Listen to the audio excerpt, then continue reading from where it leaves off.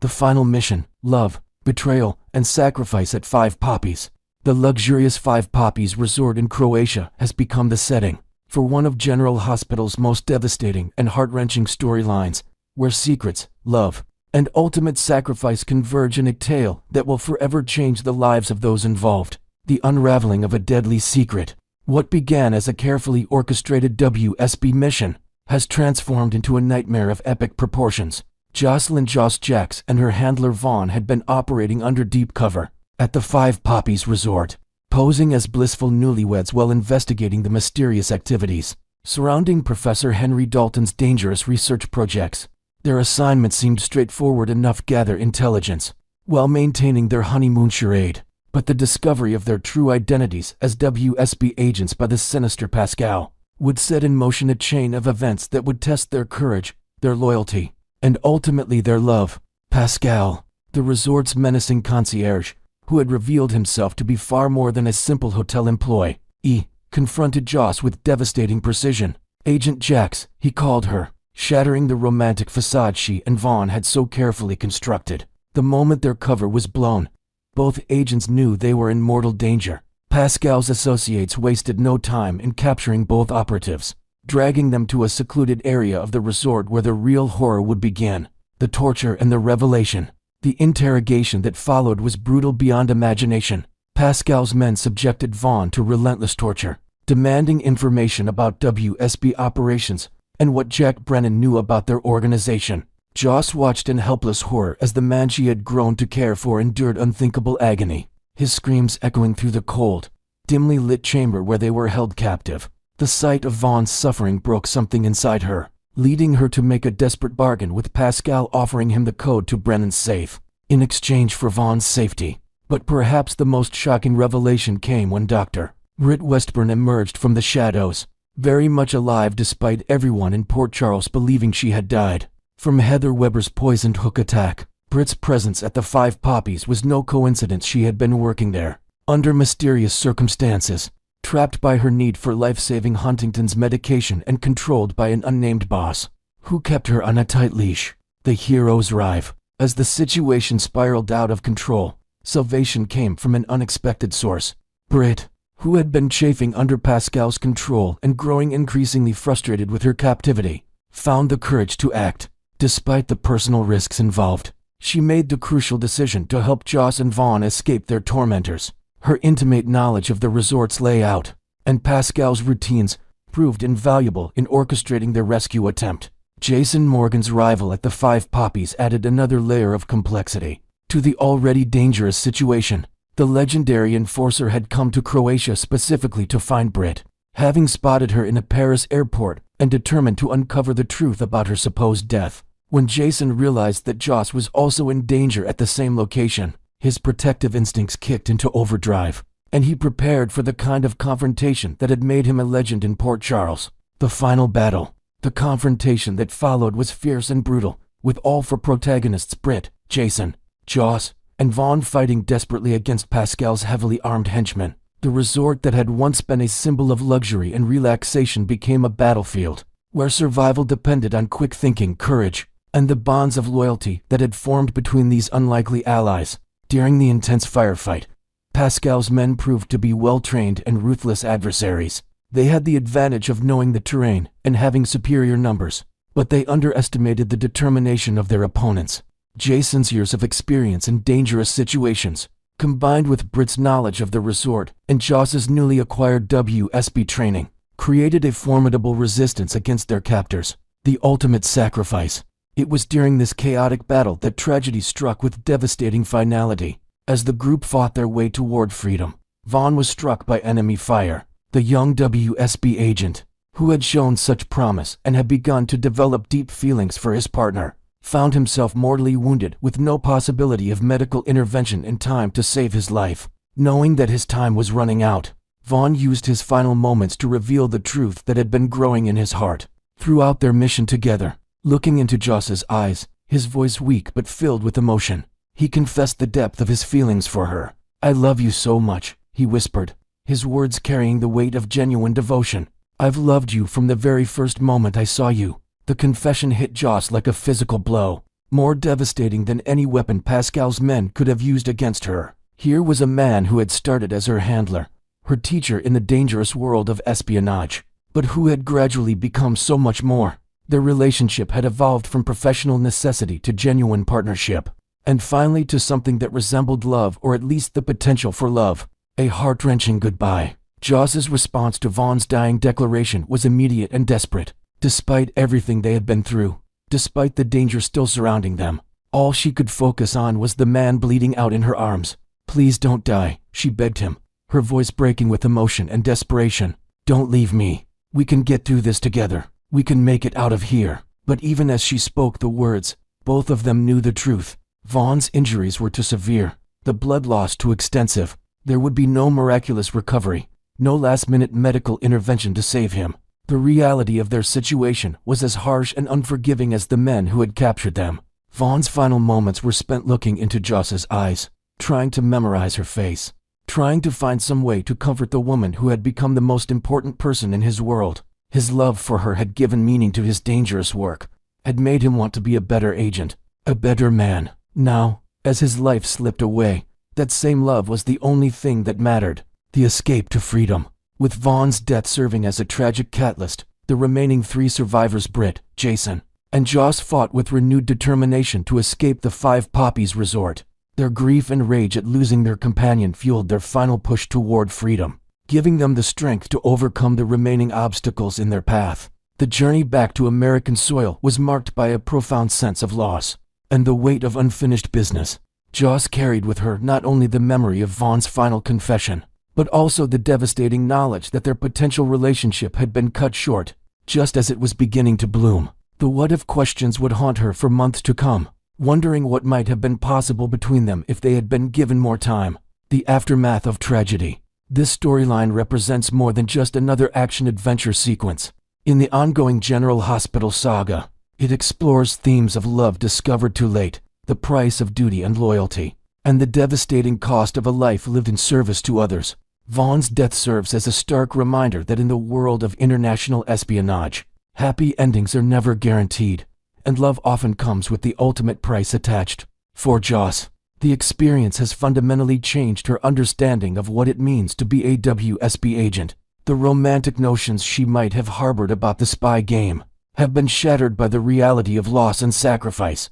She has learned that every mission carries the potential for tragedy, and that the people who choose to serve in the shadows often pay with their lives for the greater good. The impact of these events will undoubtedly reverberate through Port Charles for months to come, affecting not only the immediate participants, but also their families and loved ones, who must grapple with the consequences of their dangerous choices. A love story cut short. In the end, the Five Poppies Resort storyline stands as a testament to the power of love to emerge even in the most dangerous and unlikely circumstances, and to the tragedy that occurs when that love is discovered too late to be fully realized. Vaughn's dying confession and Joss's heartbroken response create one of General Hospital's most emotionally powerful moments, reminding viewers that in a world filled with danger and deception, genuine human connection remains the most precious and fragile thing of all. Next, we will dive into the intriguing developments surrounding Jen Sidwell's ambitious schemes, targeting the beauty empire known as deception. In the ever-twisting world of Port Charles, Jen Sidwell emerges as a cunning mastermind with his sights firmly set on reshaping deception's future. Recent spoilers reveal that his calculated move to poison Maxie Jones served a dual purpose.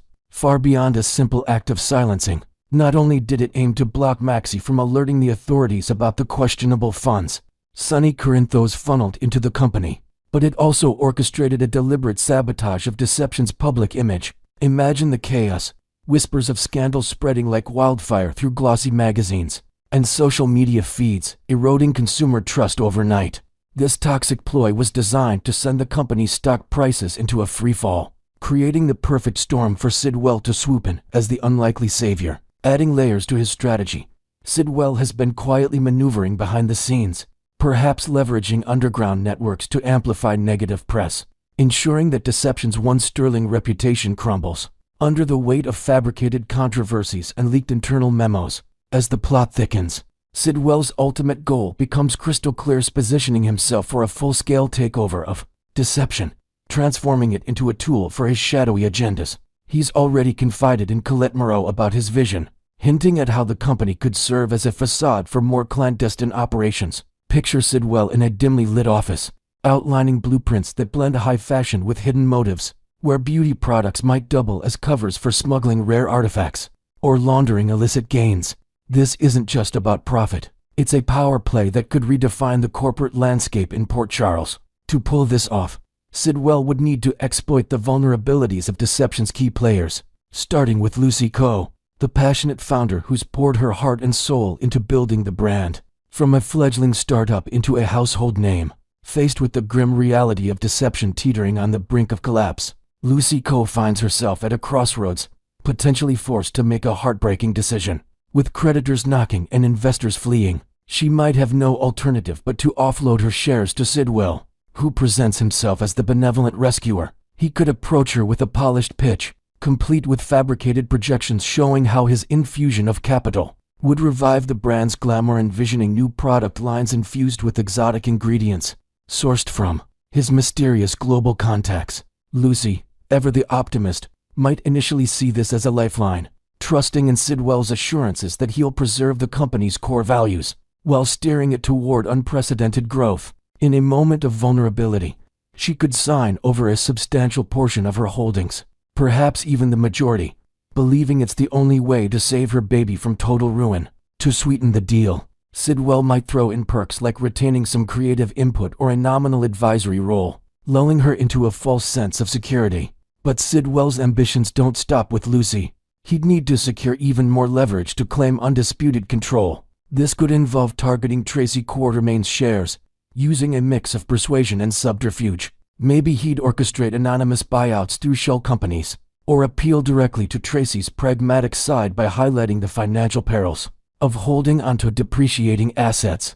Tracy, with her sharp business acumen honed from years in the Quartermain dynasty, might resist at first, sensing the undercurrents of deception. Yet, if Sidwell plays his cards right, perhaps by dangling exclusive deals or insider information about competing firms, could reluctantly part with a portion of her stake. Alternatively, he might employ sneakier tactics, like planting rumors that inflate Deception's recovery potential, prompting other minor shareholders to sell to him under the radar. By accumulating these pieces, Sidwell would amass a controlling interest, effectively turning Deception into his personal chessboard. The climax unfolds in a high-stakes boardroom showdown, where Sidwell summons Lucy, Tracy, and Brooklyn Quartermain for what he bills as a celebratory gathering. The atmosphere crackles with anticipation as he announces that Deception has been rescued from the abyss, perhaps toasting with champagne flutes emblazoned with the company logo. The women, initially elated by visions of stability and renewed success,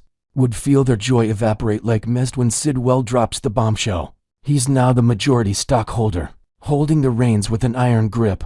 To add insult to injury, he'd reveal his intent to overhaul the company's direction entirely, rendering their expertise obsolete. In this new era, Deception might pivot toward cutting-edge tech-infused cosmetics or international expansions that mask his true intentions, leaving no room for the original team's input. The fallout would be explosive, with Sidwell coldly informing Lucy, Tracy, and Brooklyn that their roles are terminated effective immediately. He'd frame it as a necessary evolution, citing market demands for fresh innovation. But the subtext screams betrayal. Lucy, the heart and soul of Deception, would erupt in fury, her dreams shattered as she realizes her creation has been hijacked. She might storm around the room, vowing to fight back with every resource at her disposal, from legal battles to rallying loyal employees.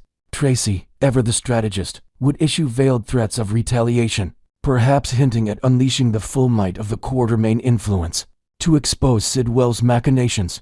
Meanwhile, Brooklyn, caught in the emotional crossfire, would grapple with devastation, her aspiration for the company crumbling alongside family ties.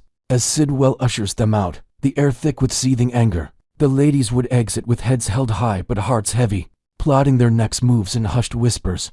Delving deeper into Sidwell's enigmatic blueprint, his discussions with Colette suggest a web of connections that extend far beyond cosmetics. There could be ties to Britt Westburn's secretive projects, maybe involving experimental formulas that blend beauty with biotechnology.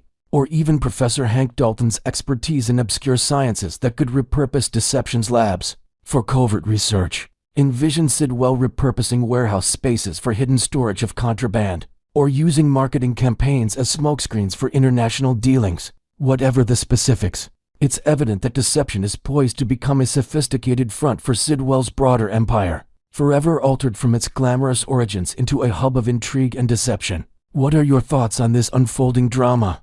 Do you believe Lucy will ultimately cave and sell her Deception stocks to Sidwell? Could he successfully orchestrate a complete takeover of the company? And will he really sever ties with the powerhouse ladies who've defined Deception for so long? Next, we will explore the mounting frustration swirling around the Drew Quartermain and Willow Tate saga that's got everyone buzzing in Port Charles. In the bustling heart of daytime drama, ABC General Hospital has sparked a wave of discontent among its loyal viewers, who are collectively declaring that they've had their fill of the ongoing turmoil between Drew Quartermain and Willow Tate. This storyline, once brimming with potential for steamy intrigue and emotional depth, has overstayed its welcome, leaving audiences yearning for a swift resolution. Picture the endless cycles of secret glances, forbidden encounters, and moral dilemmas that have dominated screen time. Fans are now vocalizing their exhaustion, craving a narrative shift toward fresher plots.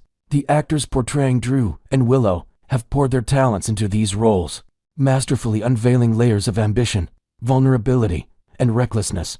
Yet even their stellar performances can't mask the growing sense of repetition. It's as if the writers have locked these characters in a perpetual loop of bad decisions.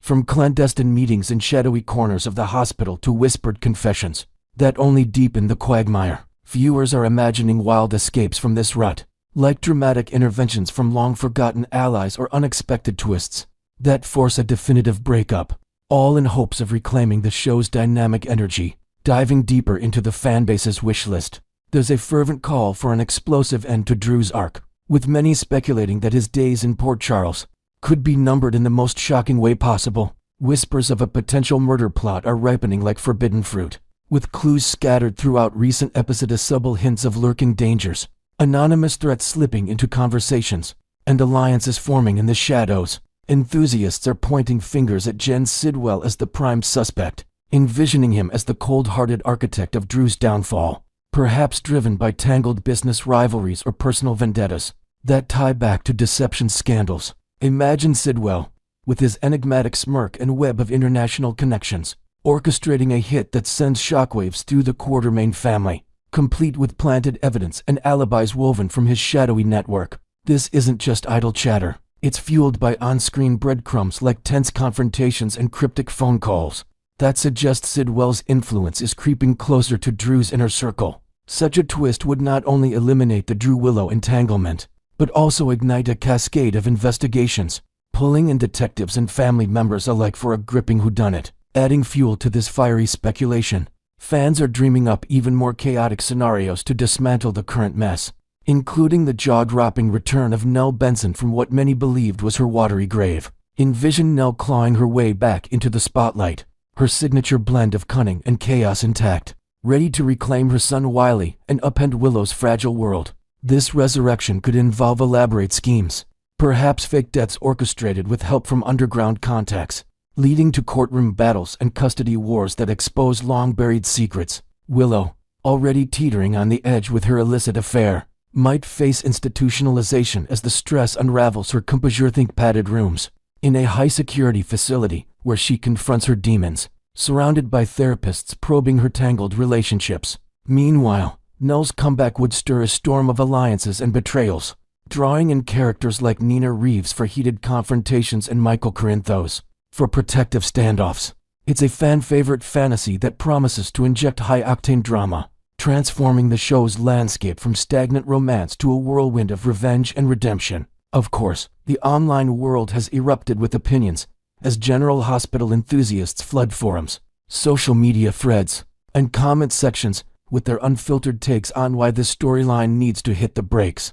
One vocal viewer lamented how the Drew-Willow focus feels like a mismatched priority, overshadowing richer narratives like corporate takeovers at ELQ or mysterious rivals, shaking up the hospital staff. They argue that with so many compelling threads as budding romances in unexpected places, or family feuds escalating to legal showdown. Showrunners seem oddly fixated on this pair, treating it as the crown jewel when it's more like a tarnished relic. Another commenter highlighted the overcrowding of plotlines, noting how the revival of beloved figures like Britt Westburn and Liesl Obrecht, plus the teased comeback of Nathan West, adds layers of excitement that deserve center stage. It's like juggling too many vibrant balls, where the Drew Willow one keeps dropping and disrupting the rhythm, pulling attention from storylines ripe with potential for twists involving medical miracles or hidden identities. Echoing these sentiments, critics have pointed out the broader challenges inherent in crafting a daytime soap, where tough decisions shape the ebb and flow of drama.